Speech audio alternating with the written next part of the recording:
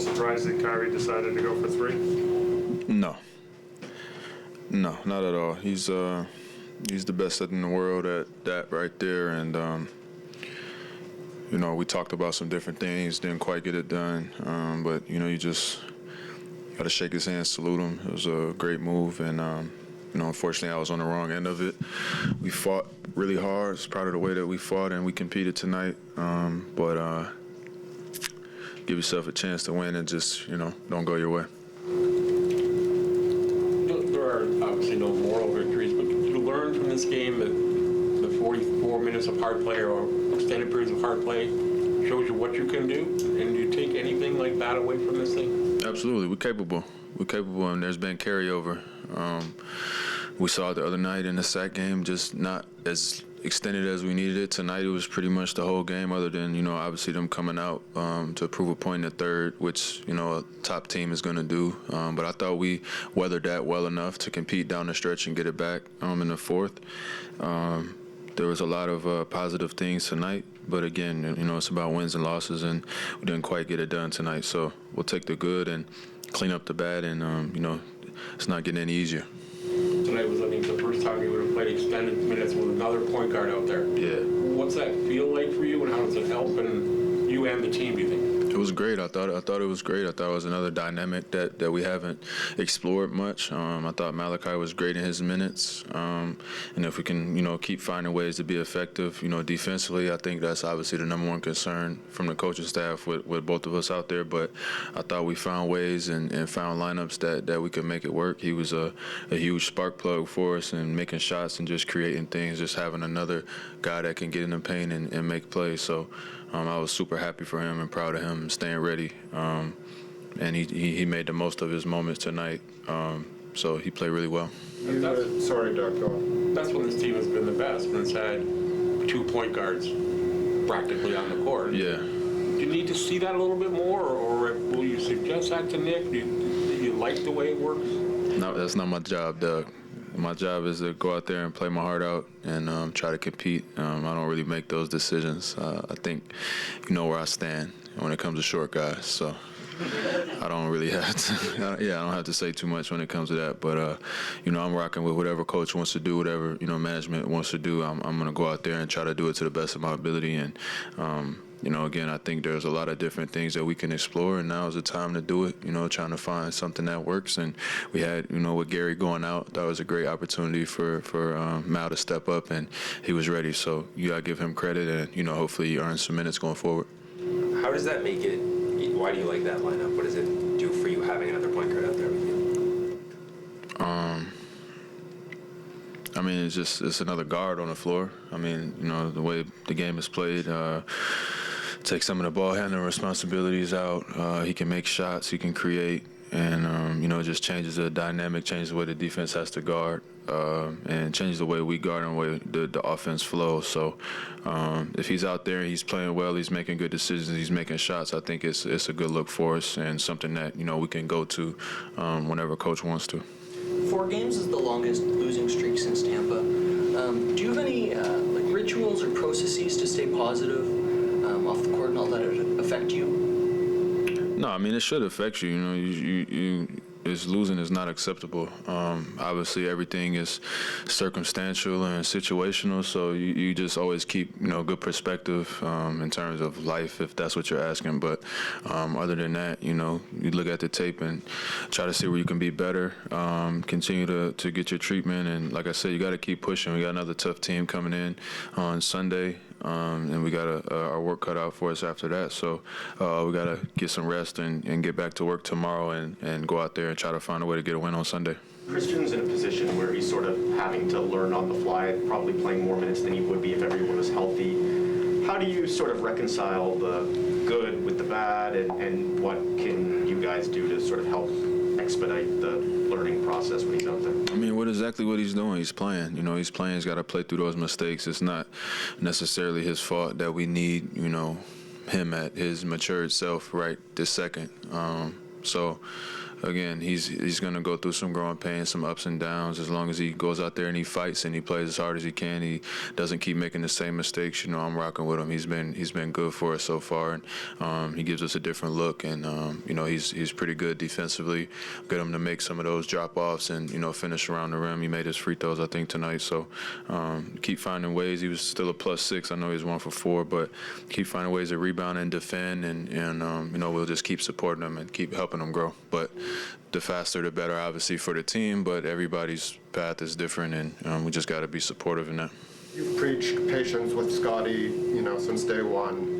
From the outside, when he has a moment like this after sort of an up and down start, really helping the offense function, and at the end of the game, it seems really important. Does it seem like a breakthrough to you guys inside, or is it just Scottie's making good plays, he's a good player, let's move on? Yeah, we know what we can do. I think that you guys waiting for him to hatch into some beautiful butterfly, again, that's up to him.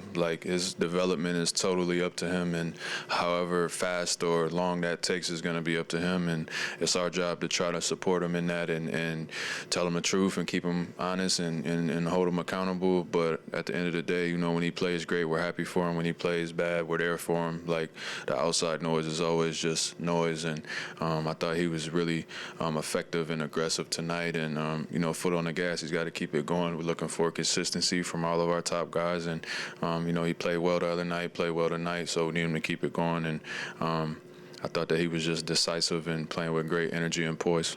You've taken a lot of ball pressure in your time. Ben was really pressing up on him and throughout the game, and he sort of figured that out. What does that say about a young kid trying to figure things out? He's a hell of a player. If we didn't know that already, you should know that now. He's a hell of a player. This is why everybody is so excited about him, which is why the expectations are so high, and it's good for him. There's going to be ups and downs. There's going to be challenges, but the magic is in making it through that and persevering and fighting through adversity, and he's done that. So, again, I'm going to be there for him when he plays like shit, and you guys write all your articles and talk about him. I'll still be there, put my arm around him, and when he plays good, I'll try to find ways to help him play better. He's such a competitor and wants to win, and when it's good, it's great, and when it's not, not so much. But we've all been through it, and nobody's perfect.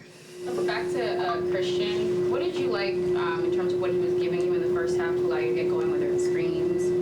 What did you like? Yeah, just the screen and roll game, and just having the spacing down in the dunker just gives us a different look and a different shift to the floor, and then just having a guy back there makes you feel a little bit more comfortable on the ball pressure and some of the schemes that we want to do with pressing up on some of those guys, that we could send them down to the help, and just the threat of him being down there kind of changes the way that the guys drive and kick and make space. So just him being on the floor kind of changes the look of things, and I thought that he was pretty good for the most part. Obviously, in the perfect world, he makes all his shots and he blocks every shot. But I thought he was okay tonight. With Malachi, for him to not play for as long as he has, how difficult is it to come in and play as free as he did? It's hard. It's hard, but one thing about him, he's been working. I'm watching him every day. He's been working extremely hard. He's staying confident and he's staying ready. And, something that we talk about all the time is that you can't really control when the opportunity comes, but you just got to be ready for it. And I thought that he was ready for it tonight. And, again, I'm just proud that he was able to step up and play well when he was called on. And unfortunately, we didn't get the win. That would have been a cherry on top. But going forward, he's got to continue to make the most of it and string something together. Fred, this was your second, 39-point game. Despite the losses, are you still able to celebrate that? And are you feeling a little bit better about the past couple games? Yeah, celebrate is probably not the right word, but. I'm happy to be playing better myself, but again, I just try to go out there and take what the defense gives me, play my heart out, and just compete. And I'm always going to compete, and it hasn't amounted to a win, so I don't really care that much. But I'm just continue to stay aggressive and try to help this team best I can. Thank you, guys. Thanks, Fred. You were looking very confident against it. He pressured me some later in the game, more the second half, I would say. Just really try to get a switch, find the right defender, and then try to attack from there. He was fighting over a lot of screens, so I just tried to find a way to get get them off balance off the screen so I can really attack and drive. I would say that was probably the main win. I know you're always talking about how you're just trying to take what the game gives you, what the defense gives you. But when you get on a run like that, where you're making plays at the basket, 2, 3, 4 possessions in a row, how much does confidence just have to play with, come into play with that aggressive mindset? I don't know. I was just being able to attack downhill, find the right plays on offense, trying to get the spacing right so I could be able to get downhill and attack. So I work on my game. That's where my confidence probably comes from. But other than that, I was just trying to find the right situations where we can be able to attack. You seem to be starting some of those drives a little higher on the floor, like you were kind of had a few more dribbles to get some speed up before you attack the paint. Did that seem to help? Did that make a difference? Well, like he said, they were ball pressure, and there's ball pressure pretty high. So I was just trying to find the right switch where I can be able to attack, and he was fighting over a lot of screens. So I was trying to be able to find angles to get downhill. I think this is the longest losing streak of your career in the NBA. I think you guys just hit 3 last year. Not used to losing a lot. What does it feel like? How are you doing? It sucks. Sucks is just trying to find ways to win. Definitely a winnable game. Could have put them away in the first half. They made a run in the end of the second quarter to come back. Losing's not fun. I don't think none of us likes losing. We all just got to stay positive, keep that mindset. This is definitely a winnable game. Just got to find something to just come back and go over the game plan and just keep trying to win. Is it worse when they are winnable games? No, I don't say it's worse. I like competition. I feel like we all like competition. This was a good team tonight. We could have put the game away early, but made some mistakes. I'll say myself, I made some lapses in that first half. Turnover started to run. But it doesn't make it worse. We're right there the whole game. But it was definitely a winnable game that we could have won. What did you like about playing with that 2-guard lineup when both Fred and Malachi are out there? I would say it helped us. It helped us. Mal was playing really well, being able to get to the rim, making shots, having another spacer out there on the floor so we can probably attack. He did very well tonight. Fred did amazing, being able to score, get downhill, create for others, being to make shots, get to the rim. He did a lot for us. They both played really well. Thanks, Scottie. Thank you. I think like the other night in Orlando, you looked down the box score and saw a lot of their guys had made threes, and again, a lot of their guys tonight made threes on you. What are you seeing in those looks that the opponents are getting as opposed to the ones you're getting? Well, we didn't do a very good job for, a lot of the second quarter on from keeping the ball in front of us, right? So there was a lot of paint touches by them, and then kickouts. There was a lot of transition happening as well, where they were, throwing it ahead and getting some quick looks early, but just probably not guarding the ball was probably the chain reaction that was starting most of that, yeah. And the last shot for Fred, your three-point shooting has been, the numbers are undeniable, but that was a pretty good look for him and the kind of play you want to get, right? Yeah, I mean, it was the the design. It was, as you know, it's tough. We kind of changed the formation a little bit, but I think we're going to take that with needing a 3 and not very much time to get one. Just didn't go in. Is that the guy you want taking that shot because of just his track record throughout his career? Yeah, I mean, and I think that at that point of the game, what is he, 2 for 7, right? He's got a 39-point game going, et cetera. I think he's probably the hottest guy out there. So creating that look for him, good job by our guys to do that and live with the result. Yeah. out offensive rebounded tonight, which is a rarity for you guys. What did they do to keep you off Yeah. the glass? Yeah, we didn't rebound either end very good tonight, which was, one of the other keys to the game. I think, I don't know how many there were where they had the offensive rebound and spun around and kicked it out to a wide open faced up three. It's hard to get rematched up on an offensive rebound. We do it a lot, right? And so that was a really big, we were having a really hard time with that. And I thought the times where we did play good defense and make them miss, we were giving them too many second chance opportunities. And then a lot of those were threes as well. It just seemed like there were probably 6 of those tonight maybe, in the course of the game where they got an offensive rebound, kicked it back out and hit a three. And you can stop that. You can stop that 3-point shot if you can rebound it, right? Fred's numbers getting into the paint traditionally have not been very good, but it's something seems to have changed lately. What are you noticing? How has he become, I guess, pretty good at getting there and scoring there? Yeah, I mean, he's been, pretty shifty on changing directions or starting one way and going the other at the start of his drives, which is getting him past his defender or past the pick and roll defender. That's probably the main thing. He's just been pretty determined. He's getting some in the open floor as well. That's good to see because, when he's usually getting there and scoring layups, he's usually in really good form, which is what he was doing tonight, getting all the way in there and finishing layups and getting to the free throw line.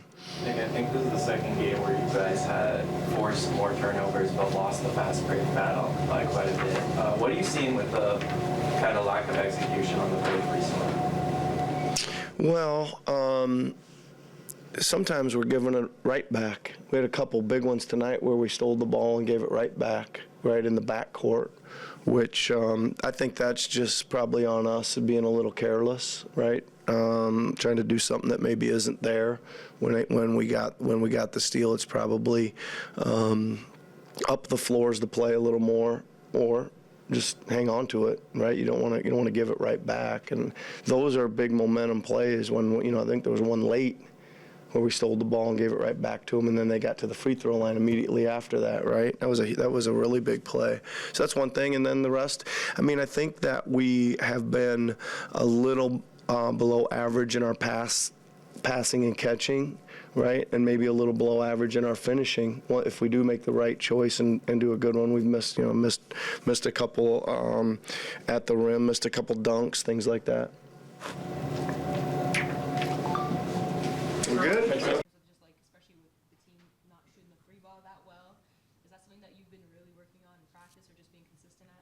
Yeah, I mean, I just put in work day to day and just stay ready whenever that may be. You never know, so I just try to do my part to prepare for the moments when you get out there. And then obviously, you still have a good performance by Fred and a few other guys. How do they kind of keep the team encouraged or keep going in these tough matchups? And of course, Brooklyn of all teams to lose to in this one.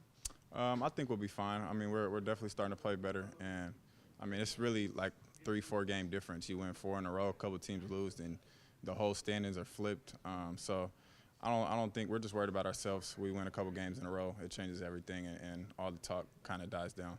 Are you at all concerned about this next stretch of games, though? Because you guys are facing pretty much all teams above 500 right now. I mean, we just got to be locked in. It is what it is. I think we actually play better against the good teams sometimes.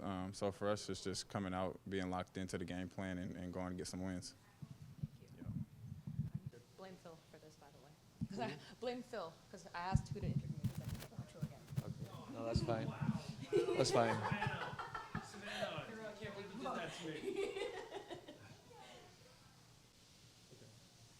All right, how do you process this one? It was a really close game, and you guys were doing some pretty good stuff out there, but this is just a tight one. I mean, yeah, but it don't matter if you lose at the end. It's not just the last play, it's the third quarter again. We were a great job on the first half, 10 up, and then they just get back in 3 minutes. So we just got to go back, watch film, and get better for the next game. How do you feel about your performance in this one in comparison to even your last game? I mean, everybody got to get better, so keep working out, try to find myself open looks and try to help the team to win. Is there any concerns about the stretch ahead for you guys? Because you guys are facing some tough teams, all above pretty much 500. I mean, every game is tough in the NBA. There's a lot of great players. They're the best in the world doing this, and it's not going to be an easy game, but we got to compete. I think we compete a lot. Today, it's just some minutes on a stretch, like we don't make shots, we don't make the plays, or we just don't find the way to win.